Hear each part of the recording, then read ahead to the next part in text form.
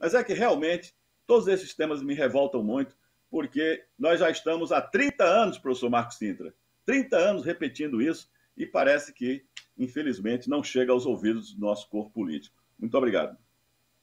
Obrigado ao senhor, professor Heleno. Foi muito boa foram muito boas as suas colocações, pertinentes, e o senhor não avançou o sinal, não. Muito pelo contrário, fez um alerta importante aqui que todos nós queríamos ouvir. Obrigado. A gente vai começar aqui as perguntas que estão chegando. Eu vou fazer a primeira pergunta para vocês três, e a gente começa com você, então, Tatiana, respondendo. A pergunta vem do Carlos Eduardo, de Manaus, Amazonas. Reforma tributária é um assunto latente e primordial para a economia brasileira. Entretanto, os setores econômicos apresentam objetivos distintos. Indústria clama por reforma no consumo, serviços pela questão previdenciária, a agropecuária tem problemas também no patrimônio. Os senhores acreditam que uma reforma ideal deveria abordar ajustes em todas as bases tributárias? Como conciliar os interesses econômicos? Vamos lá, Tatiana, por gentileza. Sim, muito obrigada pela pergunta. Essa é uma questão fundamental, porque, da minha perspectiva, nós só estamos falando em reforma tributária se nós estivermos olhando para todas as bases, né? Então, na verdade, isso é um pressuposto. O que a gente tem na PEC 45 e na PEC 110, na minha visão, é uma tentativa de mudança estrutural das competências tributárias. Em grande parte, eu concordo integralmente com o professor Heleno, pela necessidade dos estados de conter a corrosão da base tributável do ICMS em razão do advento da economia digital e essa necessidade de avançar na base de serviços, que é uma base dos municípios, mas não é propriamente uma reforma tributária. A reforma tributária, ela depende de uma análise sistêmica de todas as bases e olhando, portanto, para como a gente pode melhorar o sistema e, mais do que isso, qual é o problema que nós desejamos enfrentar, né? Então, se a gente tem um diagnóstico que o sistema tributário é marcado pela regressividade, então me parece, na minha perspectiva, que esse deve ser um ponto que deve ser enfrentado, e aí, né, com o enfrentamento da regressividade, a gente tem junto o desenvolvimento econômico e a superação de outras dificuldades. Mas eu concordo integralmente e, naturalmente, que conciliar os interesses é sempre um desafio político, né, que se vê no poder legislativo, mas é isso que precisa ser feito. Ou então, a gente abandona essa pretensão, porque é uma pretensão muito grande, muito difícil, e a gente parte para mudanças pontuais na legislação que existe, porque todos nós sabemos os problemas. De fato, existe um debate sobre restituição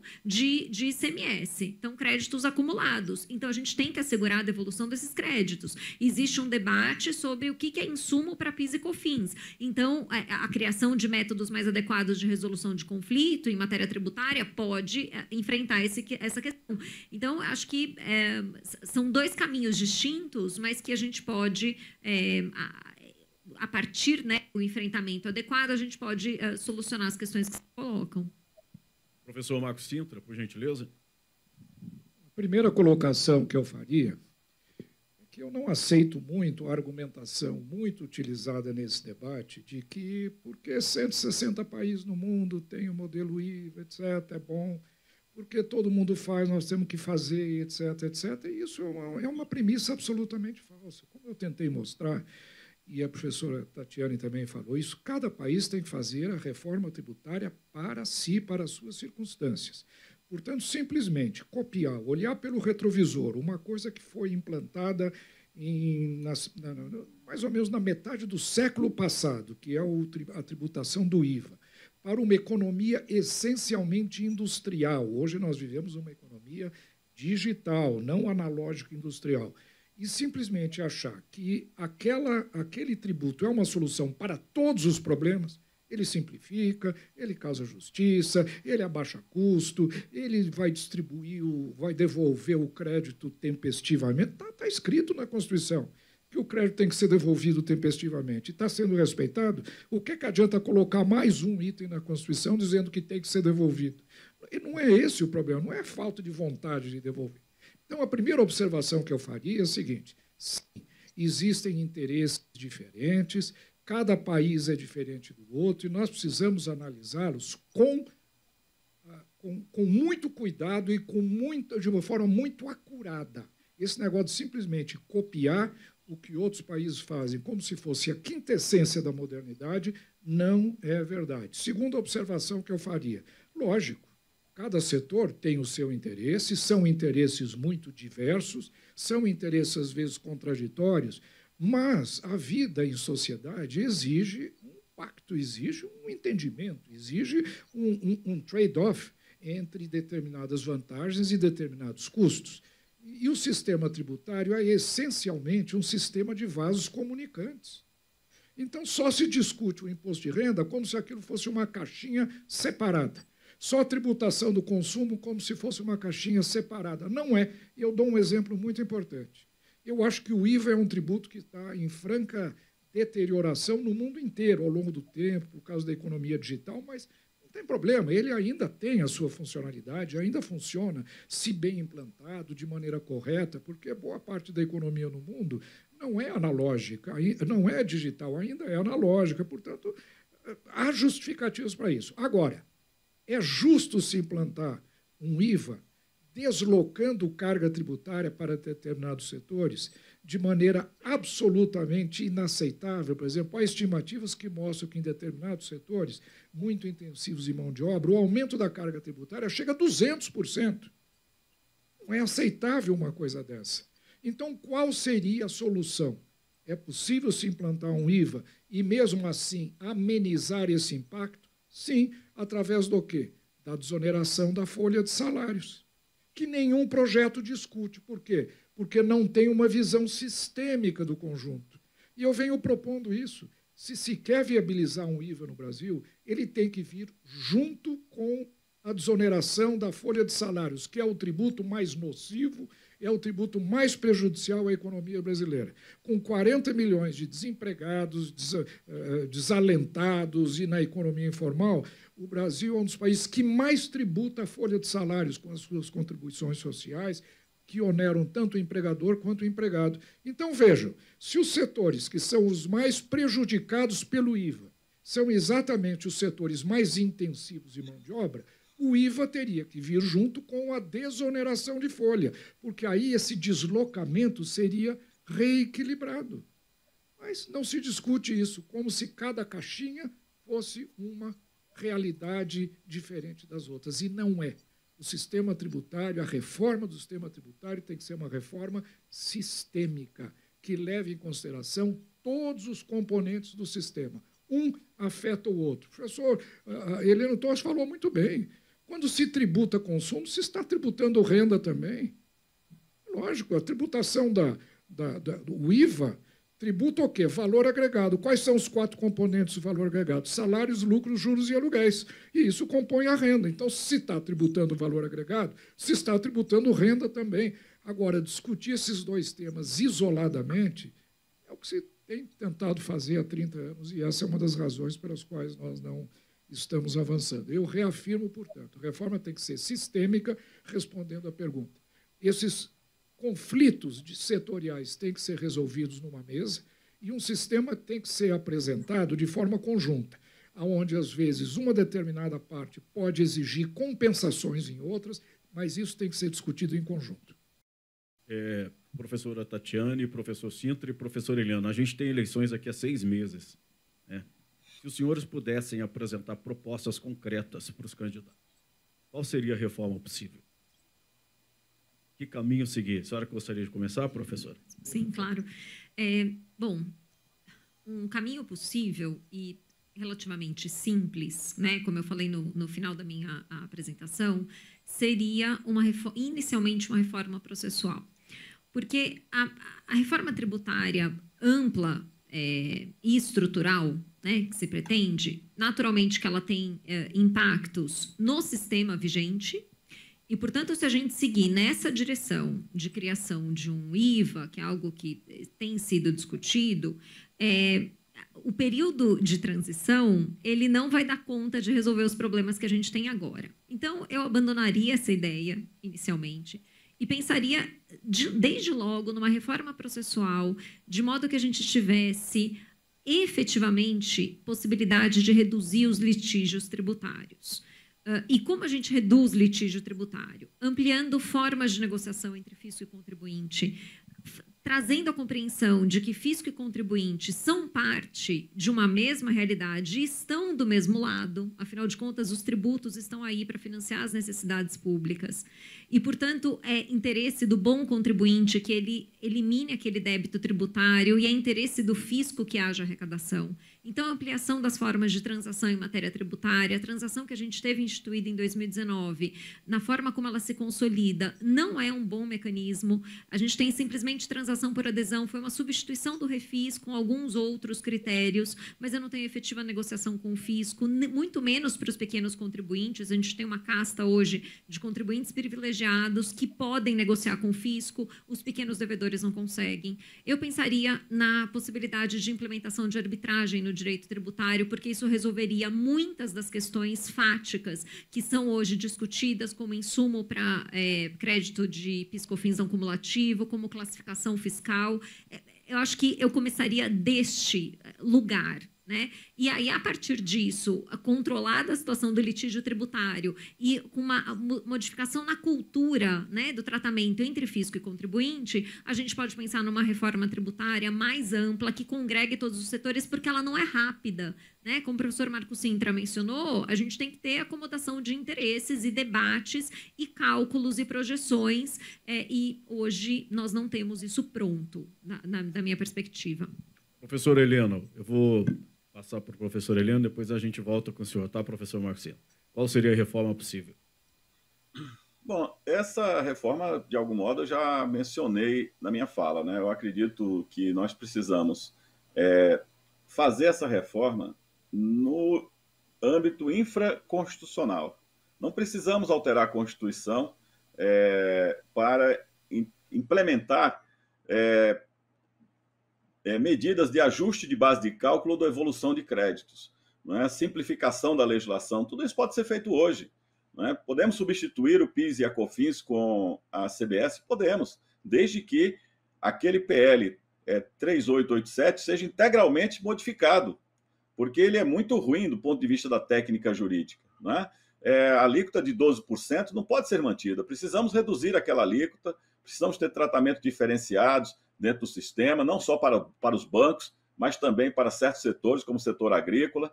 Então, isso pode ser feito por lei ordinária, como pode ser feito por lei complementar, a reforma da legislação de ICMS, alterando a lei complementar 87 e criando créditos, saindo dos créditos físicos e indo para créditos financeiros, buscando a tributação no destino, garantindo a devolução integral e imediata dos créditos, como está na Constituição desde 1988, Vicente.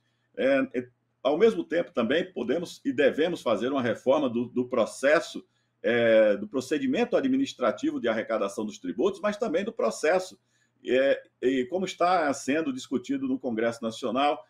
Tudo isso pode ser feito esse ano. Agora, se nós não fizermos, não cumprirmos essa agenda reformadora, por leis ordinárias, dando a simplificação que o Brasil reclama, então, muito bem, que apresentemos uma agenda para o próximo presidente em todos os partidos, não é? Que apresentemos as demandas que a Confederação Nacional da Agricultura reclama, de pautas e princípios para nortear a reforma tributária imediata, nos primeiros 100 dias do próximo governo, do próximo Congresso, para que sejam implementados esses valores na legislação. De imediato, não para esperar 10 anos de transição, 7 anos de transição. Claro que com a unificação dos princípios, a uniformização dos procedimentos entre tributação de sobrefaturamento, tributação no âmbito do ICMS, de repente, de forma progressiva, poderemos chegar a uma unificação disso. Agora, esqueçam os senhores e as senhoras que nós teremos a substituição do padrão que tem aí. Continua o imposto sobre produtos industrializados na forma de seletivo, continua o ICMS na forma de IBS agravado, inclusive, com tributação sobre serviços, continua o PIS e a COFINS na forma da CBS. Então, essa ideia de substituição, ela está sendo uma névoa colocada para os contribuintes para vender uma ilusão, porque o que eu vejo nesse modelo que está posto é muito mais complexidade, muito aumento de carga tributária e baixíssima simplificação. Por todos esses motivos, eu entendo, Vicente, que nós podemos falar de reforma tributária, sim, devemos estabelecer uma pauta bem definida, bem marcada, do que deve ser alterado na legislação infraconstitucional, e certamente a sensação de reforma tributária virá, como tem vindo, inusitadamente, por inúmeras decisões do Supremo Tribunal Federal, desde nos últimos 3 anos, que tem feito verdadeira revolução, alterando, dizendo que o ICMS deve ser excluído da base de cálculo do PIS e da COFINS, uma série de medidas que têm servido inusitadamente como reforma tributária na ausência do Congresso Nacional. A omissão do Congresso Nacional é gritante, né? Então, nós precisamos urgentemente definir isso como pauta e compromisso para os presidenciáveis, inclusive o próprio presidente da República na sua possibilidade de eleição. Esse encontro é um encontro importantíssimo. Eu diria que ele é um divisor de águas em relação ao debate da reforma tributária, porque não estamos aqui discutindo e querendo que esse processo possa malograr ou perder sua efetividade. Ao contrário, estamos demandando reforma tributária, mas queremos que ela seja feita da melhor forma, com a apropriação de critérios corretos, não é? E sem esse uso excessivo de modificações do texto constitucional. Porque essa modificação do texto constitucional aí, como na forma como está proposta, infelizmente, não atende aos reclamos que nós esperamos que sejam efetivados, que são aqueles de simplificação, redução de complexidade, né, e garantia de uma carga tributária justa e equilibrada para todos. Muito obrigado. Ok, muito obrigado. Professor Sintra, para complementar. Bom, se mais nada, ouvindo a professora Tatiane e o professor Heleno Torres, a gente aprende muito e vislumbra, né, vários caminhos pelos quais uma boa reforma tributária possa ser feita no país. Mas eu vou dar aqui a minha receita do bolo. Por favor. Primeira coisa que eu faria. Primeiro fato concreto, sendo muito objetivo. Recolher todos esses tributos que estão sendo discutidos e que estão no parlamento. E aí são vários.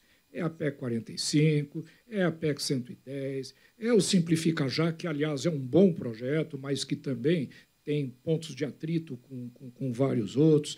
Outros projetos, como do general Peterno. Existem vários projetos, agora foi apresentado mais um do deputado Felipe de Orleans e Bragança. Enfim, recolhamos todos esses projetos. Sem nenhum demérito, não é para jogar fora, não, é para recolher. Segunda coisa, vamos fazer um bom diagnóstico. O que é que se quer fazer em matéria de reforma tributária no Brasil, começando pelo que a Tatiane e o Heleno falaram. Processo. A administração do contencioso, isso é um inferno por causa da nossa burocracia. A forma como alguns impostos são administrados é simplesmente escandalosa do ponto de vista da sua burocracia. Não é a essência do tributo que é complexa, é a forma como ele é implementado. Então, nós temos que começar a analisar todas essas coisas. Primeiro, um bom diagnóstico. Precisamos ter mais regressividade, mais progressividade? Sim, vamos fazer. Precisamos manter a carga tributária mais ou menos homogênea? Vamos deslocar a carga tributária ou não? Porque eu vejo, por exemplo, afirmações feitas pelos defensores da PEC 110 que dizem o seguinte: olha, eu sei que vai aumentar muito a tributação do setor de serviços, mas o setor de serviços paga pouco imposto no Brasil.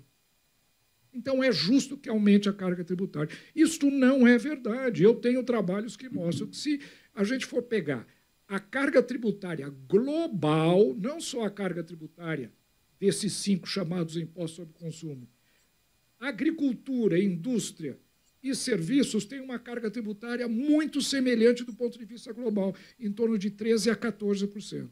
Quem tem uma carga tributária, de fato, mais baixa é o comércio, 7,8%, e o eterno setor financeiro, que tem uma carga tributária global de 6,4% apenas. Então, não procede a afirmação de que determinados setores, como a agricultura e como serviços, já pagam pouco o imposto e deveriam, portanto, aumentar a sua carga com um projeto como esse. Não é verdade. Então, feito esse diagnóstico, aí sim, recolhe-se todos esses projetos, aí cada um defende o seu projeto, se discute conjuntamente a posição de um projeto articulado, com todos os componentes consistentes entre si, e não essa reforma tributária, onde cada um pega um determinado tributo como se fosse um elemento isolado, sem análise do impacto que teria pelos outros. Então, a minha receita de bolo, recolhe tudo, façamos primeiro um bom diagnóstico, segundo, vamos reunir todos os setores para que cada um aí sim, com a ajuda de especialistas independentes, montem um projeto e aí comece um debate público e minimamente responsável de reforma tributária. Esse que está aí não vai servir. A gente está se encaminhando já para o final do nosso debate, então eu vou fazer uma pergunta para cada um de vocês para atender aqui as pessoas que estão nos assistindo. Eu começo com o senhor, professor Heleno. A pergunta é da Carmen Silva, aqui de Brasília. A manutenção de paraísos fiscais, o fluxo financeiro internacional e a atuação global de multinacionais potencializados pela tecnologia digital exigem a construção de regras tributárias internacionais ou a legislação doméstica será suficiente? Veja bem, esse é um problema universal, né? Todos os países estão enfrentando problemas com a digital economy. Claro que no Brasil não é diferente. E aqui nós temos que bem distinguir, né, a tributação da renda dessas empresas da economia digital e a tributação sobre o consumo. Né? Com relação ao consumo, infelizmente, é outro problema. O secretário Marco Sintra esteve na Receita Federal e sabe muito bem os transtornos da Receita Federal com as importações, o aumento das importações de mercadorias. Né? Nós importamos muito pouco, nós temos uma produção muito baixa, a indústria foi reduzida a 10% da participação no PIB. Né? A indústria brasileira, ela, infelizmente, a manufatura está totalmente, enfim, reduzida drasticamente aqui e necessitando de atualização tecnológica, inovação e etc. Então, nós importamos muitas mercadorias e, logicamente, temos um problema com a Receita Federal. A Receita Federal também, é importante que se diga, ela está sem concurso público já há quase 10 anos. Nós temos a eficiência do órgão prejudicada fortemente por falta de servidores. Né? Essa proibição de fazer concurso vai até 2023 no âmbito federal, pelo menos foi essa a orientação do ministro Paulo Guedes, de proibir concursos públicos para auditores da Receita Federal até 2023, e, consequentemente, isso agrava fortemente o problema dos controles que precisam ser feitos na importação e etc. Né? Mas, em termos de tributação de consumo, eu não diria que há um grave problema. O problema é a tributação da renda. E aí, diversos mecanismos estão sendo criados no mundo para esse enfrentamento. É claro que, na questão da tributação da mercadoria e serviço, logicamente, nós temos os serviços prestados em nuvem, serviços prestados com alta sofisticação tecnológica, e que muitas vezes um município com um modelo, um sistema de tributação mais precário, mais ineficiente ou não tão eficiente, ele não consegue alcançar, né? Ou não tem a capacidade de alcance. Mas eu diria a vocês todos que é o seguinte: nós temos um tributo que só existe no Brasil. Não existe em lugar nenhum no mundo uma tributação sobre faturamento. Nós somos o único país no mundo que tributa faturamento ao lado de consumo e ao lado de renda. Porque faturamento não é lucro, então só o lucro poderia ser tributado com imposto sobre a renda. O faturamento, ele, sem dúvida, equivale à tributação das mercadorias e dos serviços, então é quase que uma redundância da tributação do consumo. Né? Então, nesse sentido, e toda e qualquer pessoa jurídica paga o PIS e a COFINS. de tal modo que não importa o que ele produza, ou o que ele venda, se é serviço, se é mercadoria, em qualquer circunstância, houve faturamento, paga-se o PIS e a COFINS. Então, em termos de carga tributária, o Brasil, nesse setor específico de marketplaces e tudo mais, sai na frente de todos os demais, que muitas vezes não conseguem ver o tributo, porque só incide IVA ou só incide imposto de renda no lucro, né? Então, como essas empresas estão em paraísos fiscais, muitas vezes aí dilui a identificação e o local da exata tributação da renda. Então, fechando esse ponto, eu diria que a pergunta é muito importante, mas ela não resolve o problema transferindo o ISS para os estados, eu diria, como exemplo, né? Isso não é resolvido. O que nós temos é um problema com o imposto de renda, que, em certa medida, o PIS e a COFINS já traz como na forma de CBS, ou como está separado PIS e COFINS, tem uma solução que é a tributação do faturamento. Agora, podemos entrar nessa discussão com a OCDE, com a União Europeia, de tributar economia digital? Podemos, e é salutar. O mundo inteiro, e isso é um ponto importantíssimo, a professora Tatiane, que estuda muito esse tema aí na Fundação Getúlio Vargas, sabe bem o que estou a dizer, né? Em todos os países, há hoje um clamor da sociedade por uma tributação justa das empresas multinacionais. Nos Estados Unidos, na Holanda, na Inglaterra, há diversos parlamentos discutindo isso, exigindo que essas empresas paguem impostos, não é, na medida da proporção das suas rendas, e que não se utilizem desses instrumentos como paraísos fiscais para ocultar riquezas. Foram criados diversos instrumentos, como o BEPS, o Base Erosion Profit Shifting da OCDE, ou o programa do Acordo Multilateral de Trocas de Informações, incluído até mesmo paraísos fiscais nessas trocas de informações, justamente para evitar essa erosão de base de cálculo da tributação. Foram insuficientes, mas ainda estamos a discutir mecanismos para essa adaptação. Só quero deixar claro que a PEC 110 não resolve esse problema como pretendido ou como suscitado por alguns. Heleno Taveiras Torres, advogado e professor de Direito Financeiro da Universidade de São Paulo, muito obrigado pela sua participação aqui no nosso debate. Foram excelentes as suas contribuições. Com certeza, quem nos assistiu hoje saiu muito mais bem informado. Eu também agradeço aqui a professora Tatiane Psitelli, advogada e professora de Direito da Fundação Getúlio Vargas de São Paulo, e o nosso querido professor Marcos Sintra, da Fundação Getúlio Vargas de São Paulo, e ex-secretário da Receita Federal. Muito obrigado pela presença de vocês. Infelizmente, o nosso tempo se esgotou. A gente precisa encerrar aqui o debate. Temos mais 2 painéis depois do almoço, um tratando da reforma administrativa e outro da reforma política. Não percam, os convidados são excelentes, com certeza. Todos nós vamos aprender muito e vamos tirar daqui muitas propostas para os candidatos, né, que estão aí já na rua. Então, a gente vai fazer agora uma pausa para o almoço e o debate sobre reforma administrativa começa às 14 horas em ponto. Até mais.